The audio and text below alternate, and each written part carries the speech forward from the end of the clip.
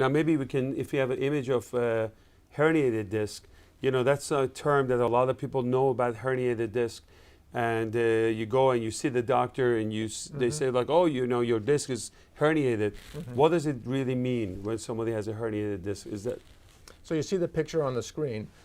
A herniated disc is when a piece of the disc actually pops out of the normal disc space and goes into the spinal canal and hits a nerve. The analogy of squeezing a jelly donut and the jelly squirts out is very much what happens.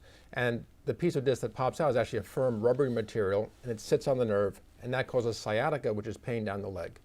And again, it's a very common issue that can occur oftentimes after heavy lifting or the wrong exercise, but sometimes it just occurs with normal wear and tear. Now, you also have like the whole pelvis bone over here.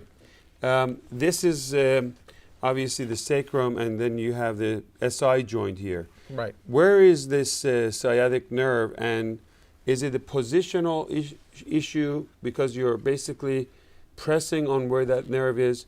I'll tell you some of the problem that I have. Sometimes, like, you know, I sit on my wallet, and, you know, as surgeons, sometimes you put your wallet in your back and it presses on that nerve. Right. And I fixed the problem. I just basically switched it to my pocket, and now that went away. Was that real, or is that? That is real. Trauma is real, that area? So the pelvis and the spine sits on the pelvis. The major sciatic nerve comes out through this notch called the sciatic notch and runs down the leg. So if you pressurize that, you sit on a hard surface as you described, you can put pressure on that nerve and get a tingling or a pain down your leg.